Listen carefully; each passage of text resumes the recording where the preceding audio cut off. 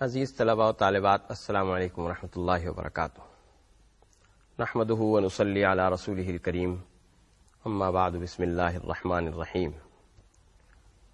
اسلامیات کے کورس کا آج ہمارا 14واں لیکچر ہے،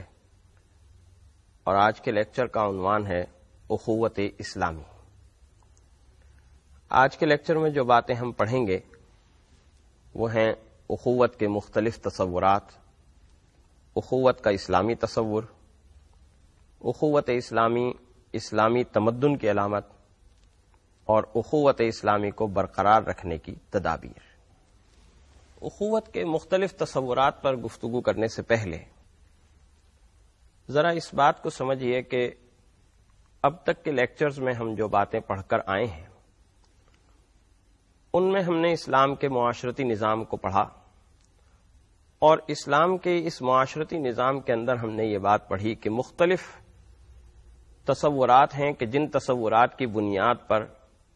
کچھ افراد ایک یونٹی کے اندر، ایک وحدت کے اندر جمع ہو جاتے ہیں۔ کبھی خاندانی یونٹی اور خاندانی وحدت ہوتی ہے، کبھی قبائلی، کبھی وطن کی، کبھی طبقات کی، کہ ایک طبقے کے افراد ایک معاشرے کے افراد کہلاتے ہیں، ایک ملک کے افراد ایک معاشرے کے افراد کہلاتے ہیں، ایک خاندان کے افراد ایک معاشرے کے افراد کہلاتے ہیں۔ یہ مختلف یونٹیز ہیں، مختلف کاز آف یونٹیز ہیں کہ جو انسانوں کو کسی ایک لڑی کے اندر اور کسی ایک یونٹی کے اندر پرو دیتے ہیں۔ معاشرتی نظام کے سلسلے میں گزشتہ لیکچر میں ہم نے جو باتیں پڑھی تھیں وہ والدین کے ادب و احترام کے حوالے سے اور بزرگوں کے ادب و احترام کے حوالے سے تھیں، اور یہ بات یہاں تک پہنچی تھی کہ والدین کا ادب و احترام اور بزرگوں کا ادب و احترام اور ان کی عزت و توقیر معاشرے کے اندر محبتوں کو جنم دینے کا سبب بنتی ہے، اور محبت کا یہ تصور جب وسیع تر ہوتا ہے، محبت کا یہ تصور پورے مومنین کی بنیاد پر اور پھر تمام انسانوں کی بنیاد پر جب آتا ہے تو اخوت اسلامی ہمارے سامنے آتی ہے۔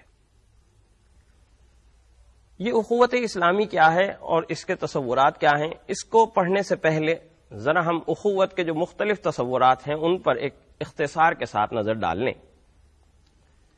کہ جیسے میں نے پہلے عرض کیا کہ مختلف اسباب ہیں یونٹی کے کہ جو انسانوں کو ایک یونٹی کے اندر لے آتے ہیں۔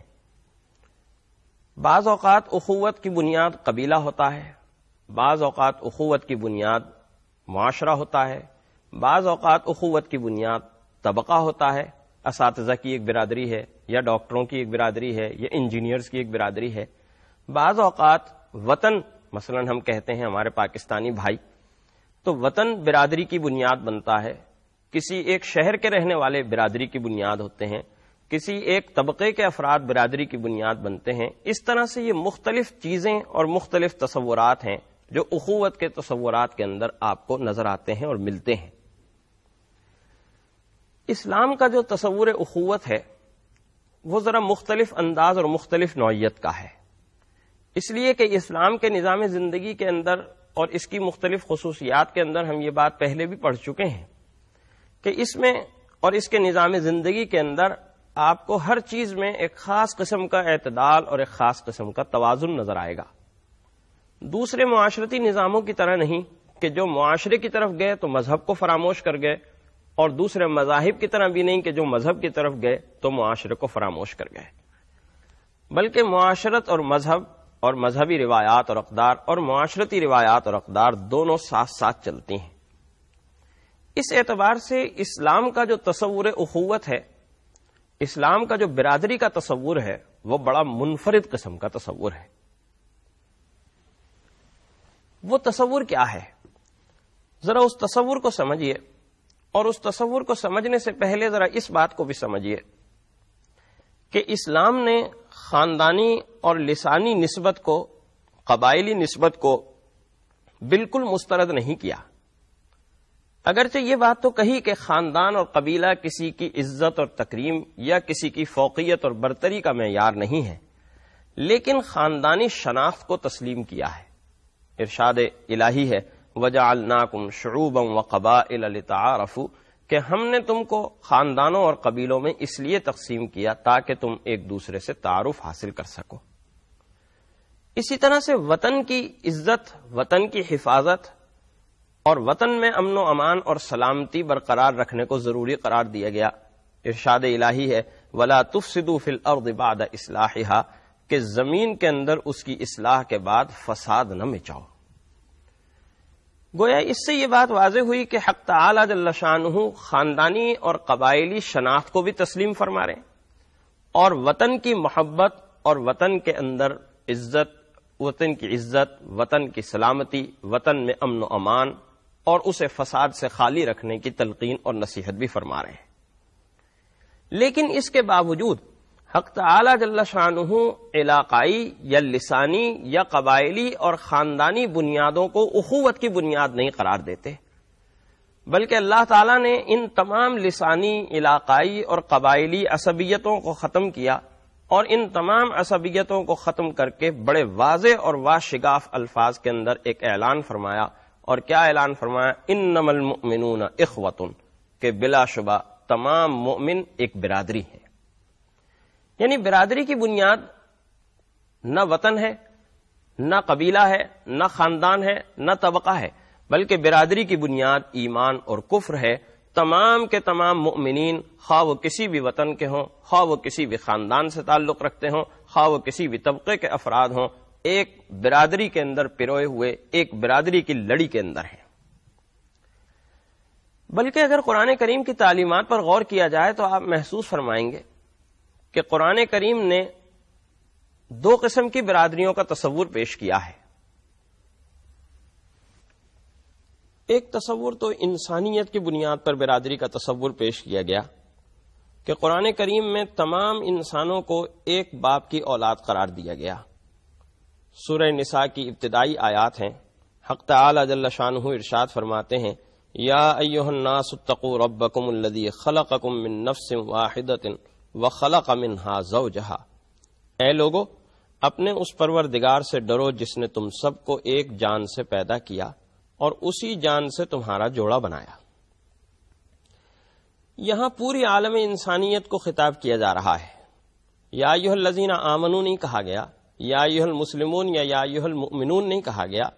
بلکہ یا ایھا الناس کہہ کر پوری عالم انسانیت کو خطاب کیا گیا، اور پوری عالم انسانیت کو خطاب کرنے کے بعد دو حوالوں سے انہیں ایک برادری کے اندر جوڑ دیا گیا۔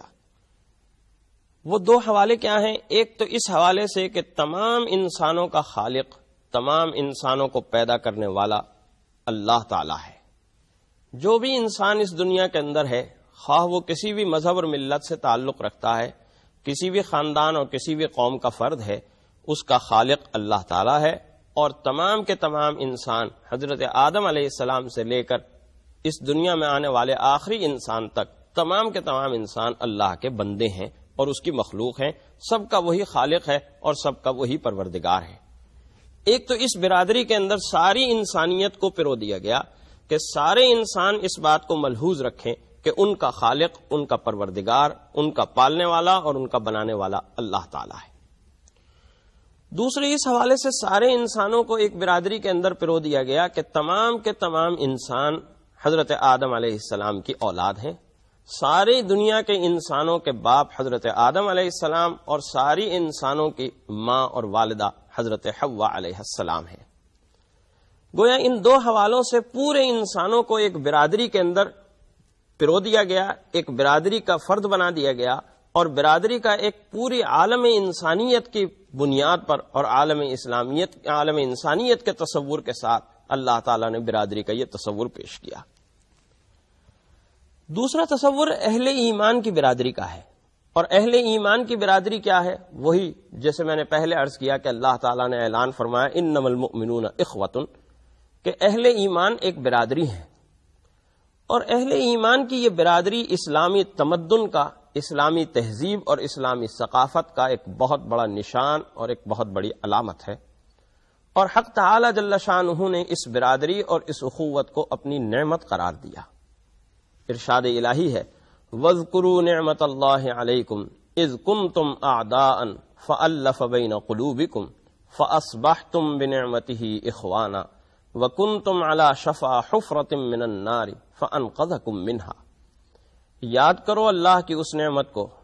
جو اس نے تم پر کی جبکہ تم ایک دوسرے کے دشمن تھے، تمہارے درمیان محبت پیدا کی، اور اللہ کی اس نعمت کے نتیجے میں تم بھائی بھائی بن گئے، اور تم آگ کے ایک گڑھے کے کنارے پر پہنچ چکے تھے، اس سے تم کو نجات دی۔ اس آیت مبارکہ میں اسلام سے پہلے کے حالات کو حق تعالی جل شانہ اذ کنتم اعداء کے الفاظ سے ظاہر فرما رہے ہیں کہ ایک حالات اسلام سے پہلے کے تھے کہ جب تم ایک دوسرے کے دشمن تھے۔ ایک زمانہ جاہلیت تھا، اور اس زمانہ جاہلیت کی دو بڑی علامتیں تھیں، ایک نظریاتی اور فکری علامت اور نشانی تھی، اور وہ نظریاتی اور فکری علامت انسانوں کے اندر کفر اور شرک کی صورت میں ظاہر ہو رہی تھی، بت پرستی کی شکل میں سامنے آ رہی تھی۔ دوسری اخلاقی اور معاشرتی زندگی کے اندر ظاہر ہو رہی تھی، اور وہ آپس میں جنگوں اور آپس میں لڑائیوں کی صورت میں اور انتقام کے ایک نہ ختم ہونے والے سلسلے کی صورت میں ظاہر ہو رہی تھی۔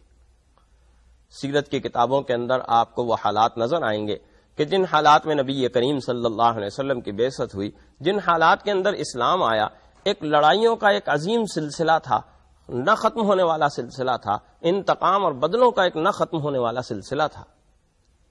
اور اس ضمن میں ایک بڑی عجیب بات تھی کہ 4 مہینے تھے جو عرب کے اندر بڑے محترم ہوتے تھے۔ ان 4 مہینوں کے اندر لڑائی اور قتال اور جنگ و جدال ممنوع تھی، لیکن عربوں کو جب مرضی آتی تھی وہ ان 4 مہینوں کو آگے پیچھے کر لیا کرتے تھے۔ جب یہ دیکھتے تھے کہ ہمیں کوئی لڑائی کرنی ہے اور آگے محترم مہینہ آ رہا ہے تو اعلان ہو جاتا تھا کہ اس مرتبہ یہ محترم مہینہ اگلے مہینے کے بعد آئے گا۔ علامہ شبلی نعمانی رحمۃ اللہ علیہ اس کی ایک بڑی وجہ بیان کرتے ہیں، اور وہ وجہ بیان یہ کرتے ہیں کہ اصل میں بات یہ ہے کہ یہ جو 4 مہینے محترم مہینے تھے، ان میں یہ 4 مہینے تھے ذی قعدہ، ذی الحجہ، محرم الحرام اور رجب۔ ان میں سے یہ جو 3 مہینے ہیں یعنی ذی قعدہ، ذی الحجہ اور محرم الحرام، یہ مسلسل آتے تھے۔ سب سے پہلے ذی قعدہ، اس کے بعد ذی قعدہ کے ختم ہونے کے بعد ذی الحجہ شروع ہوتا ہے، اور ذی الحجہ کے ختم ہونے کے بعد محرم الحرام شروع ہو جاتا ہے۔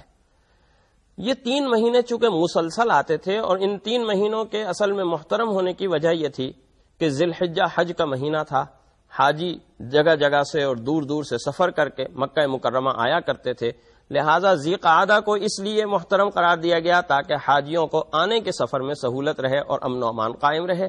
ذی الحجہ کو حج کے احترام میں محترم قرار دیا گیا، اور محرم الحرام کو اس لیے محترم قرار دیا گیا کہ حاجی جب اپنے گھروں کو واپسی کا سفر کریں تو وہ بھی امن و امان کا سفر ہو۔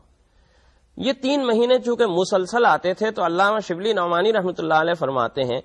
کہ قریش مکہ کے لیے 3 مہینے مسلسل لڑائی سے رکے رہنا بہت مشکل تھا۔ یہ ان کی تہذیب اور ثقافت بن چکی تھی، اور اس تہذیب اور ثقافت سے وہ 3 مہینے جدا نہیں رہ سکتے تھے، اس لیے ان محترم مہینوں کے اندر گڑبڑ کیا کرتے تھے اور ان کو آگے پیچھے کر لیا کرتے تھے۔ گویا آپس میں دشمنیاں، آپس میں انتقام، خوریزی، قتل و غارت گری، یہ ان کی تہذیب اور ان کی ثقافت تھی، اور اخوت اور برادری اور آپس میں محبت اور رشتوں کا کوئی احترام اور رشتوں کی کوئی حرمت کا کوئی تصور سامنے موجود نہیں تھا۔ اور اسی کو حق تعالی جل شانہ یوں ارشاد فرماتے ہیں کہ وَكُنْتُمْ عَلَى شَفَا حُفْرَةٍ مِّنَ النَّارِ، کہ تم تباہی کے گڑھے کے کنارے پر پہنچ چکے تھے، بالکل کنارے پر پہنچ چکے تھے، اور کوئی بھی لمحہ ایسا آ سکتا تھا کہ تم تباہی اور ہلاکت کے اندر مبتلا ہو جاتے۔ حق تعالی جل شانہ نے تم پر انعام فرمایا، اور انعام فرما کر یہ دین برحق عطا فرمایا، یہ دین اخوت اور دین محبت عطا فرمایا، اور اس دین اخوت اور محبت کے نتیجے میں تم ہلاکت اور تباہی کے اس گڑھے کے کنارے پر پہنچنے سے اور اس میں گرنے سے بچ گئے۔ اسی طرح نبی کریم صلی اللہ علیہ وسلم نے بھی بڑے واضح الفاظ کے اندر یہ اعلان فرما دیا، کونوا عباد اللہ اخوانا، کہ اللہ کے بندے بھائی بھائی بن کر ہو جاؤ۔ اس اخوت اور برادری کا مطلب کیا ہے، اس کے تقاضے کیا ہیں؟ نبی کریم صلی اللہ علیہ وسلم نے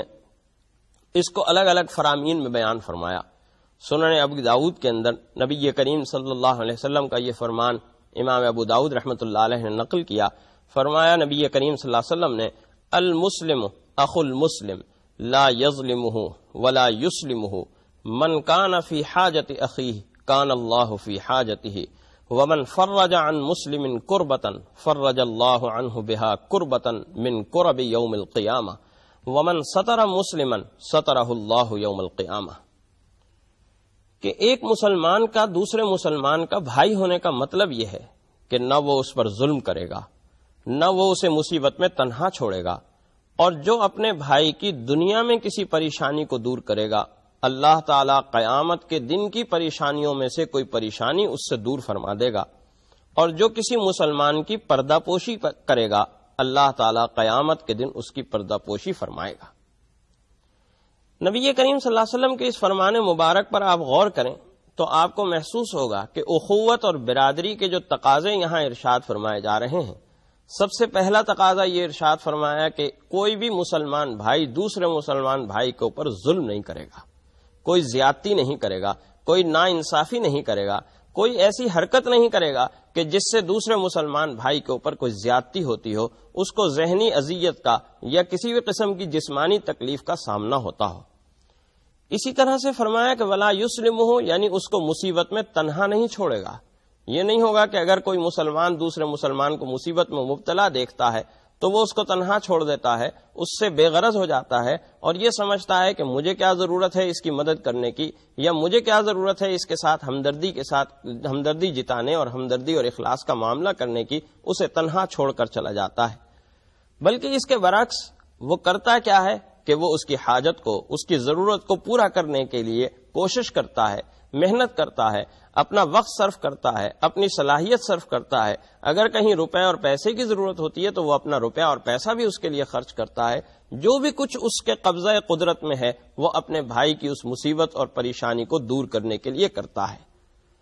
اور پھر آخری بات یہ ارشاد فرمائی کہ من ستر مسلمن، کہ جو مسلمان کی پردہ پوشی کرتا ہے، یعنی اگر کسی مسلمان کو دوسرے مسلمان کی کسی عیب کا پتہ چل جاتا ہے، کسی خامی کا پتہ چل جاتا ہے، تو وہ اس خامی کو اور اس عیب کو لوگوں میں مشہور نہیں کرتا، بلکہ اس عیب کی، اس خامی کی پردہ پوشی کرتا ہے. حق تعالی جل شانہ پھر قیامت کے دن اس کے عیوب کی اور اس کی خامیوں کی پردہ پوشی فرماتے ہیں. ظاہر ہے کہ اگر اس دن اللہ تعالیٰ کسی کی پردہ پوشی نہ فرمائے تو سارے انسانوں کے سامنے ہمارے عیوب، ہماری خامیاں، ہمارے گناہ اور ہماری خطائیں اور لغزشات آ جائیں گی.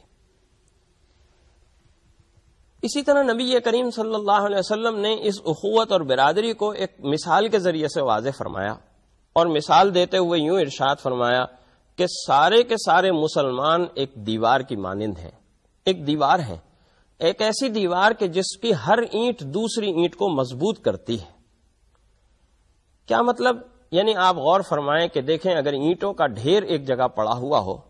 اینٹوں کا یہ بے قاعدہ پڑا ہوا ڈھیر کبھی بھی دیوار نہیں کہلاتا، بلکہ دیوار انہی اینٹوں کو کہا جاتا ہے کہ جو ایک خاص انداز کے ساتھ اس طرح سے جوڑی جائیں کہ ہر اینٹ دوسری اینٹ کو سپورٹ کر رہی ہو، اس کو مضبوط بنا رہی ہو. بالکل اسی طریقے سے مسلم برادری کے مختلف افراد ایک دیوار کی طرح ہیں کہ ہر مسلمان دوسرے مسلمان کو سپورٹ کرتا ہے، ہر مسلمان دوسرے مسلمان کی تقویت کا اور اس کی طاقت کا اور اس کی مدد اور اس کی نصرت کا سامان بننے والا ہوتا ہے. بلکہ ایک موقع پر تو نبی کریم صلی اللہ علیہ وسلم نے پوری مسلم برادری کو ایک جسم قرار دیا اور یوں ارشاد فرمایا کہ مسلمان ایک جسم کی طرح ہے، کجسد واحدہ، ایک جسم کی مانند ہے. اور ایک جسم کی مانند ہونے کے معنی کیا ہوتے ہیں کہ جسم کے کسی ایک حصے کے اندر تکلیف ہوتی ہے تو سارا کا سارا جسم بے چین ہو جاتا ہے، بے قرار ہو جاتا ہے، سارا کا سارا انسان تڑپنے لگتا ہے. جسم کے کسی ایک حصے میں درد ہوتا ہے اور سارا کا سارا انسان جو ہے وہ تڑپنے لگتا ہے. اس کے ہاتھ بھی تڑپ رہے ہیں، اس کے پاؤں بھی تڑپ رہے ہیں. اسی طریقے سے جب ایک مسلمان کو تکلیف ہوتی ہے، کوئی ایک مسلمان رنج و ملال کے اندر اور پریشانی کے اندر مبتلا ہوتا ہے تو ساری کی ساری امت مسلمہ رنج و ملال کے اندر اور حسرت کے اندر اور افسوس کے اندر اور بے چینی اور اضطراب کے اندر مبتلا ہو جاتی ہے. ان فرامین سے یہ بات سمجھ میں آتی ہے کہ اخوت اسلامی محض زبانی دعووں کی حد تک نہیں ہونی چاہیے، بلکہ اس اخوت اسلامی کے کچھ عملی تقاضے ہیں، جو عملی تقاضے ہماری زندگی کے اندر نظر آنے چاہیے اور ہمیں ان عملی تقاضوں کو پورا کرنا چاہیے اور ان عملی تقاضوں کے مطابق اپنی زندگی کو ڈھالنا چاہیے. وہ عملی تقاضے کیا ہیں؟ سب سے پہلا عملی تقاضا نبی کریم صلی اللہ علیہ وسلم کے ان فرامین کی اور قرآن کریم کی آیات کی روشنی میں سامنے آتا ہے وہ یہ کہ ایک مسلمان دوسرے مسلمان کے اوپر ظلم نہیں کرے گا. اس کے ہاتھ، اس کے پاؤں، اس کی زبان سے کوئی ایسی حرکت سرزد نہیں ہوگی کہ جس حرکت سے کسی دوسرے مسلمان کے ساتھ زیادتی ہوتی ہو، جس حرکت کی وجہ سے کسی دوسرے مسلمان کے اوپر ظلم ہوتا ہو، اس کو تنگی کے اندر مبتلا ہونا پڑتا ہو، اسے تکلیف کا سامنا کرنا پڑتا ہو، ایسی کوئی حرکت اس کے ہاتھ اور اس کی زبان نہیں کریں گے. اور یہی بات ارشاد فرمائی نبی کریم صلی اللہ علیہ وسلم نے کہ المسلم من سلم المسلمون من لسانہ و یدہ، کہ مسلمان کون ہے؟ مسلمان وہ ہے کہ جس کے ہاتھ اور جس کی زبان سے دوسرے مسلمان محفوظ رہیں. دوسرا تقاضا یہ ارشاد فرمایا کہ مصیبت اور مشکل کے اندر ایک مسلمان بھائی اپنے مسلمان بھائی کو تنہا نہیں چھوڑے گا. یعنی وہ اپنی زندگی کے اندر اس طرح کا رویہ اختیار نہیں کرے گا کہ اسے کسی دوسرے مسلمان بھائی کی مصیبت سے، کسی مسلمان بھائی کے مشکل میں مبتلا ہونے سے کوئی غرض نہ ہو، اس سے تعلق نہ ہو، بلکہ وہ دوسرے مسلمان بھائی کو مصیبت میں مبتلا دیکھ کر خود بھی بے چین ہوگا، اور نہ صرف یہ کہ بے چین ہوگا بلکہ اسے مصیبت میں نکالنے کے لیے کوئی نہ کوئی عملی کوشش، کوئی نہ کوئی عملی اقدام کرے گا. اور اگر وہ عملی اقدام کے اوپر مجبور ہوگا، اگر وہ عملی اقدام سے مجبور ہوگا اور کوئی عملی اقدام کرنے پر قادر نہیں ہوگا تو کم از کم اس کے ساتھ ہمدردی اور خیر خواہی کا معاملہ کرنے والا ہوگا، اس کے ساتھ دو بول ہمدردی اور خیر خواہی کے بولنے والا ہوگا. اسی طرح تیسرا تقاضا یہ فرمایا کہ مشکل حالات میں اور پریشانی کی صورت کے اندر ایک مسلمان بھائی اپنے مسلمان بھائی کی مدد کرے گا، لیکن ظاہر ہے کہ یہ مدد ایک خاص حد کے اندر ہوگی، ان حدود کے اندر ہوگی کہ جو اسلام کے قوانین ہمیں حدود بتلاتے ہیں کہ کسی شخص کی مدد اسی صورتحال میں ہوگی کہ جب کہ کوئی مسلمان کوئی مشکل کے اندر گرفتار ہے، لیکن اگر کوئی غیر قانونی کام کر رہا ہے، غیر اخلاقی کام کرنے کے بعد وہ کسی مشکل کے اندر گرفتار ہوا ہے، تو ظاہر ہے کہ پھر ایسی صورتحال میں اخوت اور برادری کا تقاضا اس کی مدد کرنا نہیں ہوگا. اسی طرح پانچواں تقاضا یہ بیان کیا کہ کوئی بھی شخص اپنے کسی بھی مسلمان بھائی کو تکلیف میں دیکھ کر خوش نہیں ہوگا، بلکہ وہ افسردہ ہوگا، اسے رنج اور ملال ہوگا، اور اس کی پوری کوشش یہ ہوگی اور ذہنی طور پر وہ اس بات کے لیے تیار ہوگا کہ میں اپنے اس مسلمان بھائی کی تکلیف دور کرنے کے لیے کوئی نہ کوئی اقدام کروں. اخوت اور برادری کے ان تقاضوں کو سمجھنے کے بعد اب اس بات کو سمجھیے کہ اس اخوت اور برادری کو برقرار کیسے رکھا جائے. نبی کریم صلی اللہ علیہ وسلم نے مواخات مدینہ کی شکل کے اندر یہ اخوت و برادری قائم کی. آگے اسے برقرار کیسے رکھا گیا، اس کو ترقی کس طریقے سے دی گئی، اس سلسلے میں سورۃ الحجرات کے اندر ہمیں کچھ ہدایات عطا فرمائی گئیں. سب سے پہلی بات یہ ارشاد فرمائی گئی وَإِن طَائِفَتَانِ مِنَ الْمُؤْمِنِينَ اقْتَتَلُوا فَأَصْلِحُوا بَيْنَهُمَا، کہ اگر دو مسلمان جماعتیں آپس میں لڑ پڑیں تو ان میں صلح کراؤ. یعنی اول تو ایسی نوبت ہی نہیں آنی چاہیے کہ دو مسلمان جماعتیں یا دو مسلمان گروہ آپس میں ایک دوسرے سے لڑ پڑیں اور ایک دوسرے سے جنگ و جدال اور قتال کی نوبت آ جائے. اول تو ایسی نوبت ہی نہیں آنی چاہیے، بلکہ تمام مسلمان گروہوں کو اور تمام جماعتوں کو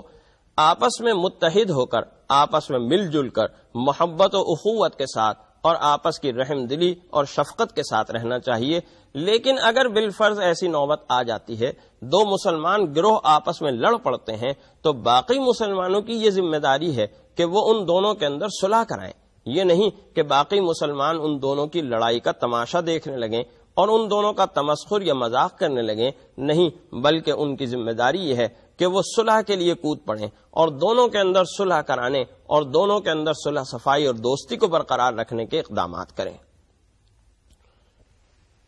دوسری ہدایت یہ دی گئی کہ فَإِن بَغَتْ إِحْدَاهُمَا عَلَى الْأُخْرَى فَقَاتِلُوا الَّتِي تَبْغِي حَتَّى تَفِيءَ إِلَىٰ أَمْرِ اللَّهِ، کہ اگر ان میں سے کسی ایک گروہ نے دوسرے کے اوپر زیادتی کی ہو تو اس سے لڑو، فقاتلو، اس سے لڑو، اور جو زیادتی کر رہا ہو اس سے قتال کرو یہاں تک کہ وہ اللہ کا حکم پورا کرنے لگے. یعنی یہ بات سمجھائی جا رہی ہے کہ اگر دو مسلمان گروہ آپس میں لڑ پڑے ہیں اور ان دونوں میں سے کسی ایک نے دوسرے کے اوپر زیادتی کی ہے تو زیادتی کرنے والے کو، ظلم کرنے والے کو اس کی زیادتی اور ظلم کی سزا ملنی چاہیے۔ حق تعالی جل شانہ یا اہل ایمان کو حکم دے رہے ہیں کہ وہ ظالم کے خلاف آواز اٹھائیں، ظالم کے خلاف تلوار اٹھائیں، جو بھی وہ اقدام ظالم کو ظلم کی سزا دینے کا وہ کر سکتے ہوں وہ اس میں کریں، اس لیے کہ ظالم کو ظلم کرنے دینا یہ اخوت اور برادری کے اندر رکھنا ڈالنے والا ہوتا ہے۔ نبی کریم صلی اللہ علیہ وسلم نے اسی کو ایک موقع پر بڑی خوبصورت الفاظ کے اندر ارشاد فرمایا کہ انصر اخاک ظالما او مظلوما، کہ اپنے ظالم اور مظلوم بھائی دونوں کی مدد کرو۔ صحابہ نے پوچھا یا رسول اللہ صلی اللہ علیہ وسلم، مظلوم بھائی کی مدد کرنے کا تو معاملہ سمجھ میں آتا ہے کہ ہم مظلوم کے ساتھ ہمدردی اور خیرخواہی کا رویہ اختیار کریں، اسے کسی کے ظلم اور زیادتی سے بچانے کی کوشش کریں، لیکن ظالم کی مدد کا کیا معنی ہے؟ فرمایا نبی کریم صلی اللہ علیہ وسلم نے کہ ظالم کی مدد کے معنی یہ ہے کہ اسے اس ظلم سے روکو، اس لیے کہ جب ایک انسان کسی دوسرے کے اوپر ظلم کر رہا ہے، کسی کے ساتھ زیادتی کر رہا ہے، تو در حقیقت وہ اپنے ساتھ بھی زیادتی اور اپنے ساتھ بھی ظلم کر رہا ہے، اس لیے کہ اس ظلم کے نتیجے میں وہ اللہ کی ناراضگی، اللہ کے غیظ و غضب اور اللہ کے عذاب کا نشانہ بننے والا ہوگا۔ لہذا اس کی مدد اس طریقے سے ہوگی کہ اسے اس ظلم سے باز رکھا جائے، اسے اس ظلم سے روکا جائے، تاکہ وہ اس ظلم سے رک کر اللہ کے غیظ و غضب اور اللہ کے غصے کا جو نشانہ بننے والا تھا وہ اللہ کے اس غیظ و غضب اور اس کے غصے کے نشانہ بننے سے رک جائے اور باز آ جائے۔ اس بات کو بیان کرتے ہوئے ایک اور ہدایت نبی کریم حق تعالی جل شانہ قرآن کریم میں ارشاد فرماتے ہیں فَإِن فَاءَتْ فَأَصْلِحُوا بَيْنَهُمَا بِالْعَدْلِ وَأَقْسِطُوا إِنَّ اللَّهَ يُحِبُّ الْمُقْسِطِينَ، کہ اگر وہ لڑائی اور زیادتی سے باز آ جائیں تو ان کے درمیان عدل کے ساتھ صلح کراؤ اور ہمیشہ عدل کو قائم رکھو، اس لیے کہ اللہ تعالیٰ عدل قائم رکھنے والوں کو پسند کرتا ہے۔ یعنی اس سے یہ بات سمجھائی جا رہی ہے کہ دو مومن گروہوں کی لڑائی کی صورت میں خاموش نہیں بیٹھنا چاہیے، پہلے تو صلح کی کوشش کی جائے اور مؤثر کوشش کی جائے، پھر یہ کہ اگر کوئی گروہ دوسرے کے اوپر ظلم کر رہا ہے تو بھی خاموش نہ ہونا چاہیے، بلکہ ظالم کو اس کے ظلم کی سزا دینی چاہیے۔ اور پھر یہ بھی بات فرمائی جا رہی ہے کہ اگر ظالم اپنے ظلم سے باز آ جاتا ہے،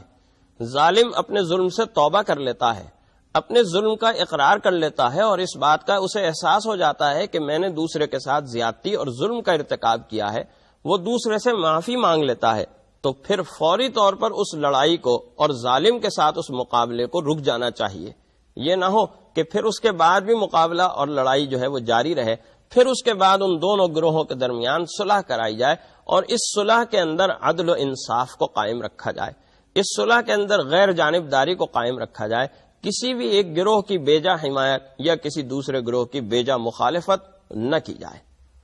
اس ضمن میں دو باتیں حق تعالی جل شانہ نے ایک دوسرے مقام پر ارشاد فرمائی، اس لیے کہ عدل و انصاف کی راہ میں دو باتیں عموماً رکاوٹ بنتی ہیں۔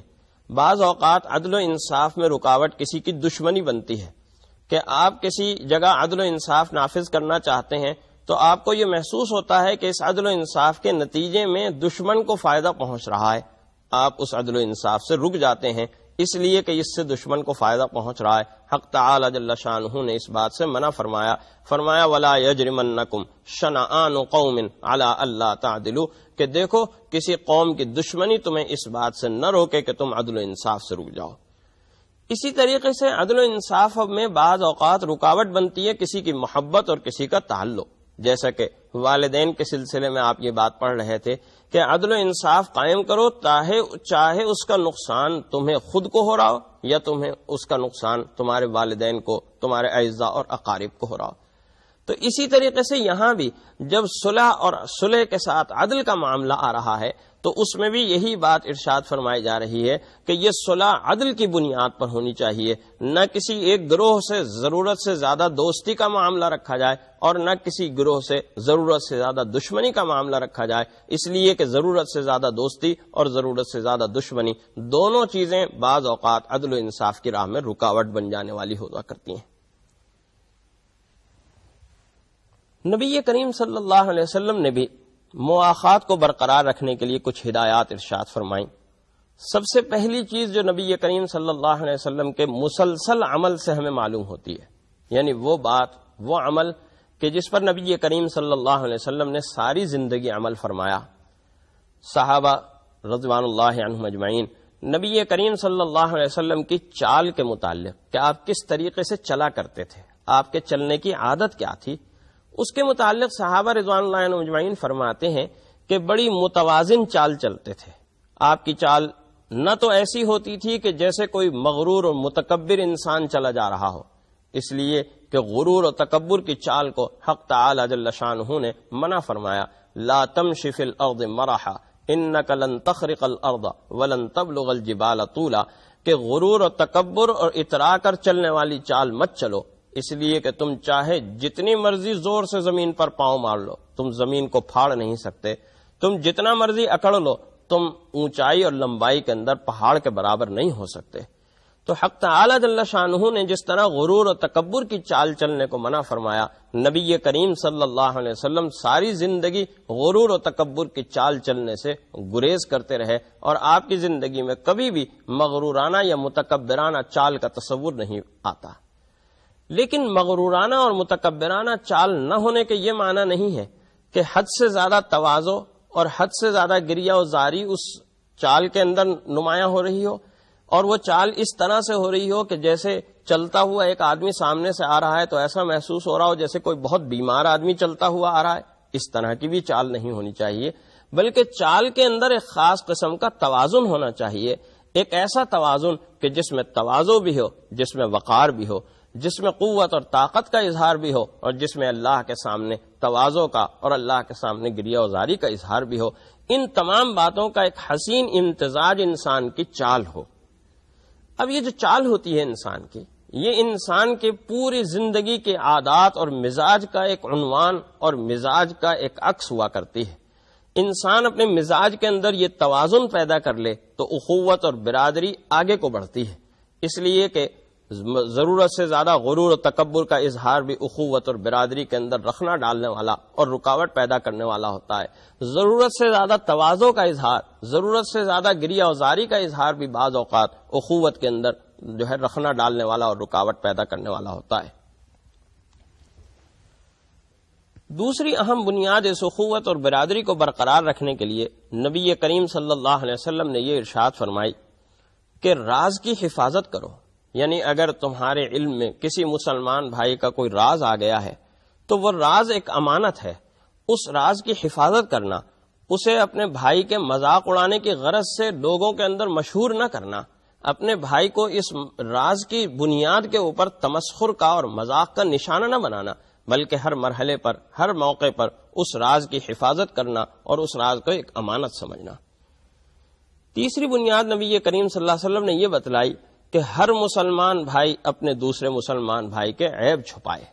یعنی کوئی بھی شخص اگر کسی کے عیب پر مطلع ہو جاتا ہے، وہ وہی بات جو ہم نے شروع میں عرض کی کہ من ستر مسلمن سترہ اللہ یوم القیامہ، کہ جو مسلمان بھائی کی پردہ پوشی کرتا ہے، اس کا عیب چھپاتا ہے، اللہ تعالیٰ قیامت کے دن اس کے عیب چھپانے والا ہوگا.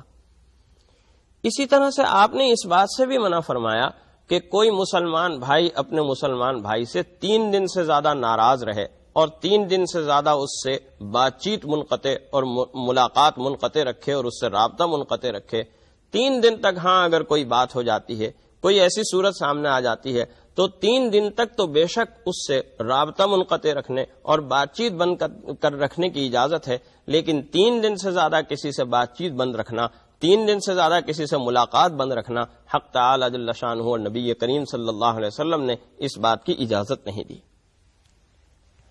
مواخات کو برقرار رکھنے والی ان بنیادی باتوں کے علاوہ نبی کریم صلی اللہ علیہ وسلم نے اور قرآن کریم کی مختلف آیات مبارکہ نے ان رکاوٹوں کا بھی ذکر کیا اور ان رکاوٹوں کو بھی بیان کیا کہ جو اخوت اسلامی کے اندر رخنا پیدا کرنے والی اور رکاوٹ پیدا کرنے والی ہوتی ہیں. اس ضمن میں سب سے اہم اور سب سے بنیادی بات بد اعتمادی ہوتی ہے. بد اعتمادی اخوت اور برادری کے اندر سب سے اہم اور بنیادی رکاوٹ ہوا کرتی ہے. اس لیے ایک دوسرے پر اعتماد کرنے کی تلقین اور تاکید کی گئی، لیکن اس اعتماد کے اندر بھی ایک اعتدال اور توازن کی راہ قائم کرنے کا حکم دیا گیا، اور یہ بات فرمائی گئی کہ اعتماد بھی آنکھ بند کر نہیں ہونا چاہیے، بلکہ اعتماد کرنے سے پہلے اسے پرکھ لو، اسے آزما لو، یہ دیکھ لو کہ واقعی اعتماد کے لائق ہے یا نہیں ہے. اگر وہ اعتماد کے لائق ہو تو اس کے اوپر اعتماد کرو، وگرنہ اس کے اوپر اعتماد نہ کرو. اس لیے کہ اگر کوئی شخص کسی دوسرے پر آنکھ بند کر کے اعتماد کرتا ہے اور دوسرا شخص اس اعتماد کو ٹھیس پہنچاتا ہے تو اس سے ظاہر ہے کہ اس شخص کو تکلیف ہوگی، ذہنی اذیت کا سامنا ہوگا، اور اس ذہنی اذیت کے نتیجے میں اخوت اور برادری، اخوت اسلامی جو ہے وہ متاثر ہوگی اور اس کے اندر رخنا اور اس کے اندر رکاوٹ پیدا ہوگی. قرآن کریم نے اس اخوت اور برادری کے اندر رخنا ڈالنے والی جن چیزوں کا ذکر کیا ان میں خاص طور پر زبان کی حفاظت کا ذکر کیا. حق تعالی جل شانہ ارشاد فرماتے ہیں وَلَا يَغْتَبْ بَعْضُكُمْ بَعْضًا أَيُحِبُّ أَن يَأْكُلَ لَحْمَ أَخِيهِ مَيْتًا فَكَرِهْتُمُوهُ. اور کوئی کسی کی غیبت نہ کیا کرے. کیا تم میں سے کوئی اس بات کو گوارا کرے گا کہ وہ اپنے مردہ بھائی کا گوشت کھائے؟ اسی طرح غیبت کو بھی برا سمجھو. غیبت کیا ہے اس بات کو بھی سمجھ لیجئے. نبی کریم صلی اللہ علیہ وسلم نے ایک مرتبہ صحابہ کی مجلس کے اندر غیبت کی برائی کی اور یہ آیت مبارکہ تلاوت فرمائی. صحابہ نے پوچھا کہ غیبت کیا ہے؟ آپ نے ارشاد فرمایا کہ اپنے کسی بھائی کی اس کی غیر موجودگی کے اندر برائیاں بیان کرنا غیبت کہلاتا ہے. صحابہ نے پوچھا کہ یا رسول اللہ چاہے وہ برائی اس کے اندر موجود بھی ہو؟ آپ نے ارشاد فرمایا کہ ہاں موجود ہوگی تبھی یہ غیبت کہلائے گی، اگر موجود نہیں ہوگی تو یہ تو تہمت اور الزام تراشی ہوگی. یعنی ایک ایسی برائی، ایک ایسا عیب کہ جو ایک مسلمان کے اندر موجود ہے، اس برائی کو اور اس عیب کو موضوع مجلس نہ بنایا جائے، محفلوں کی رونق نہ بنایا جائے کہ اس کی غیر موجودگی میں وہ برائی کی جائے اور وہ برائی کر کے اپنی محفل کو اور اپنی مجلس کو رونق بخشی جائے. حق تعالی جل شانہ اس غیبت کو اس طرح سے منع فرما رہے ہیں کہ ذرا سوچو اور ذرا اس بات کا تصور کرو کہ کیا اس بات کو کوئی شخص گوارا کر سکتا ہے کہ اس کے مردہ بھائی کی لاش اگر اس کے سامنے پڑی ہوئی ہے تو وہ اس لاش کے اندر سے کچھ گوشت کا ٹکڑا اٹھا کر کھا لے. جس طرح یہ بات اس کے لیے نہایت ناگوار ہے، جس طرح یہ بات اس کے لیے نہایت ناقابل برداشت ہے، اسی طرح ہر مسلمان کے لیے دوسرے مسلمان کی غیبت کرنا، برائی کرنا، اس کے عیبوں کو مجلس کے اندر بیان کرنا اسی طرح سے برا اور ناقابل برداشت اور ناگوار ہونا چاہیے. زبان کی حفاظت کے سلسلے میں نبی کریم صلی اللہ علیہ وسلم نے گالم گلوچ کو بھی منع کیا اور یہ بات ارشاد فرمائی کہ مردوں کو بھی برا نہ کہو، ایک دوسرے کو گالیاں نہ دو، ایک دوسرے کو بری بات نہ کہو. یہ بات ہم زبان کی حفاظت کے سلسلے میں اور آداب گفتگو کے سلسلے میں بھی تفصیل سے پڑھ چکے ہیں کہ نبی کریم صلی اللہ علیہ وسلم نے جہاں آداب گفتگو بیان فرمائے ہیں وہاں گالی دینے کو، گالم گلوچ کرنے کو منع فرمایا اور یہ بات ارشاد فرمائی کہ اگر کوئی شخص کسی کے والدین کو یا کسی کے بہن بھائی کو گالی دیتا ہے تو وہ در حقیقت اپنے ہی والدین اور اپنے ہی بہن بھائیوں کو گالی دے رہا ہوتا ہے. اخوت اسلامی میں ایک بہت بڑی رکاوٹ منافقت ہوتی ہے. اگر اہل ایمان منافقت کا برتاؤ اور رویہ ظاہر کریں، ان کے دل میں کچھ اور ہو اور زبان پر کچھ اور ظاہر ہو رہا ہو، تو ظاہر ہے کہ اس سے اخوت اسلامی کی عروج اور ترقی کے اندر رکاوٹیں پیدا ہوتی ہیں. اس طرح کی دو رخی پالیسی اختیار کرنے کو نبی کریم صلی اللہ علیہ وسلم منع فرما رہے ہیں اور اس کے لیے ایک بڑی سخت سزا ارشاد فرما رہے ہیں. فرمایا من کان لہ وجہان فی الدنیا کان لہ یوم القیامت لسانان من النار، کہ جس کے دنیا کے اندر دو چہرے ہوں گے، کہ کبھی وہ ایک چہرہ سامنے لاتا ہے کبھی دوسرا چہرہ سامنے لاتا ہے. فرمایا جس کے دنیا میں دو چہرے ہوں گے کان لہ یوم القیامت لسانان من النار، قیامت کے دن اس کی آگ کی بنی ہوئی دو زبانیں ہوں گی. گویا کتنی سخت وعید ہے جو نبی کریم صلی اللہ علیہ وسلم یہاں ایک منافق کے لیے، ایک ایسے شخص کے لیے کہ جو دو رخی پالیسی اختیار کرتا ہے، اس دو رخی پالیسی کی اختیار کرنے والے کے لیے نبی کریم صلی اللہ علیہ وسلم یہاں ارشاد فرما رہے ہیں کہ اس کے لیے قیامت کے دن حق تعالی جل شانہ اس کی منہ کے اندر دو زبانیں رکھے گا اور وہ دونوں زبانیں آگ کی بنی ہوئی ہوں گی. یہ دونوں زبانیں جب منہ کے اندر ہوں گی تو کتنی شدت اور کتنی تکلیف کا سامنا ہوگا اس کا ہم تصور بھی نہیں کر سکتے. تو نبی کریم صلی اللہ علیہ وسلم منافقت کو سب سے اہم رکاوٹ قرار دے رہے ہیں، اس لیے کہ اگر دلوں کے اندر اخلاص ہو، دلوں کے اندر محبت ہو، تو دلوں کی یہ محبت اور دلوں کا یہ اخلاص اخوت اور برادری کو ترقی دیتا ہے اور دلوں کے اندر اس طرح کا کھوٹ اور دلوں کے اندر اس طرح کی منافقت کا پیدا ہو جانا، یہ اخوت اور برادری کے اندر سب سے بڑی اور سب سے اہم رکاوٹ بننے والا ہوتا ہے۔ اخوت اسلامی کے اس تصور کو سمجھنے کے بعد ہم یہ بات بھی سمجھیں کہ اخوت اسلامی کے اس تصور کو صرف کتابوں ہی میں بیان نہیں کیا گیا، صرف نبی کریم صلی اللہ علیہ وسلم کے فرامین میں یا صرف آیات قرآنیہ ہی میں نقل نہیں کیا گیا، بلکہ اخوت اسلامی کا ایک عملی مظاہرہ ہوا، ایک ایسا عملی مظاہرہ ہوا کہ جس عملی مظاہرے کی تاریخ انسانی کے اندر مثال نہیں پیش کی جا سکتی۔ نبی کریم صلی اللہ علیہ وسلم اپنے ساتھیوں کے ہمراہ جب مکہ مکرمہ سے ہجرت کر کے مدینہ منورہ آئے، مکے والوں کا مزاج کچھ اور تھا، مکے میں رہنے والوں کا مزاج آج بھی کچھ اور ہے، اور مدینے میں رہنے والوں کا مزاج کچھ اور ہے۔ دونوں کے مزاجوں کے اندر بہت بعد تھا، بہت دوری تھی، لیکن نبی کریم صلی اللہ علیہ وسلم نے تمام مہاجرین اور تمام انصار کو آپس میں ایک دوسرے کا بھائی بھائی قرار دے دیا۔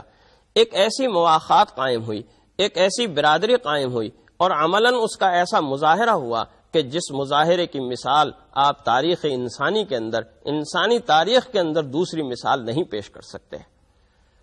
اور یہی مواخات اور یہی برادری تھی کہ جس برادری اور اخوت نے حق تعالی جل شانہ نے اس اخوت اور برادری کی برکت سے اسلامی تمدن کو، اسلامی ثقافت کو، اسلامی تہذیب کو، اسلامی حکومت کو ترقی عطا فرمائی۔ ایک مضبوط حکومت، ایک مضبوط مملکت معرض وجود کے اندر آئی، ایک ایسی مملکت، ایک ایسی حکومت کہ کفار جس سے تھر تھر کانپتے تھے، کفار جس کے وجود سے لرزاں تھے، اس لیے کہ انہیں یہ بات معلوم تھی کہ اس مملکت کے اندر رہنے والے، اس ملک کے اندر رہنے والے تمام اخوت اور برادری کی ایک لڑی کے اندر پرے ہوئے ہیں، سب ایک دوسرے کے ہمدرد اور خیر خواہ ہیں، سب ایک دوسرے کے دوست ہیں، سب ایک دوسرے کے بھائی ہیں، اور سب ایک دوسرے کے اوپر اپنی جانیں اور اپنے مال اور اپنے اوقات اور اپنی تمام محبوب تر چیزیں بھی نچھاور کرنے والے اور قربان کر دینے والے ہیں۔ اور سب کا حال یہ ہے کہ سارے کے سارے نبی کریم صلی اللہ علیہ وسلم کے ایک اشارے اور ایک فرمان کے اوپر کس طریقے سے اپنی جان کی بازی لگانے کے لیے تیار ہیں،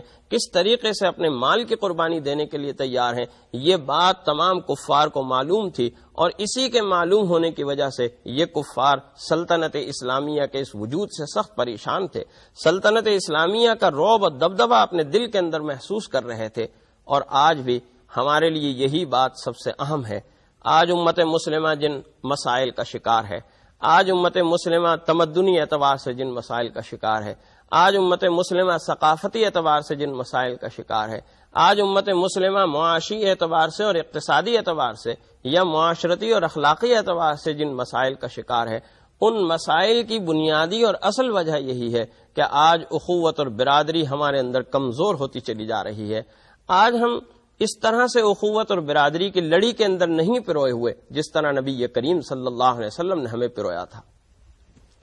ان تمدنی مسائل سے، ان معاشرتی اور اخلاقی مسائل سے نمٹنے کے لیے ہمارے پاس یہی حل ہے کہ ہم نبی کریم صلی اللہ علیہ وسلم اور اللہ کی عطا کردہ اور اسلام کی عطا کردہ اس اخوت اور برادری کو زندہ کرنے والے ہوں، اس اخوت اور برادری کو ہم اپنے اندر اس طرح سے زندہ کرنے والے ہوں جس طرح نبی کریم صلی اللہ علیہ وسلم نے مہاجرین اور انصار کے اندر پیدا کی تھی، کہ دونوں ایک دوسرے کے ساتھ اس طرح سے شیر و شکر ہو گئے تھے کہ بعد میں نہ کوئی مہاجر رہا اور نہ کوئی انصاری رہا، بلکہ سب ایک ہی فرد، ایک ہی فیملی، ایک ہی خاندان کے افراد، ایک ہی گھرانے کے افراد کی طرح بن کر رہنے لگے۔ سب کاروبار میں ایک دوسرے کے شریک ہو گئے، گھرانوں میں ایک دوسرے کے شریک ہو گئے، کھیتی باڑی میں ایک دوسرے کے شریک ہو گئے، اور اس طریقے سے ایک معاشرہ، ایک خاندان، ایک یونٹی اس طرح کی سامنے آئی کہ جس کو نبی کریم صلی اللہ علیہ وسلم ہیڈ کر رہے تھے، جس کے سربراہ نبی کریم صلی اللہ علیہ وسلم تھے۔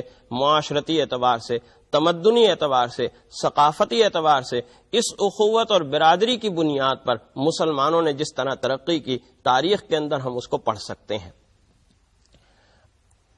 آج کے اس دور میں ہمارے لیے یہی اخوت اور برادری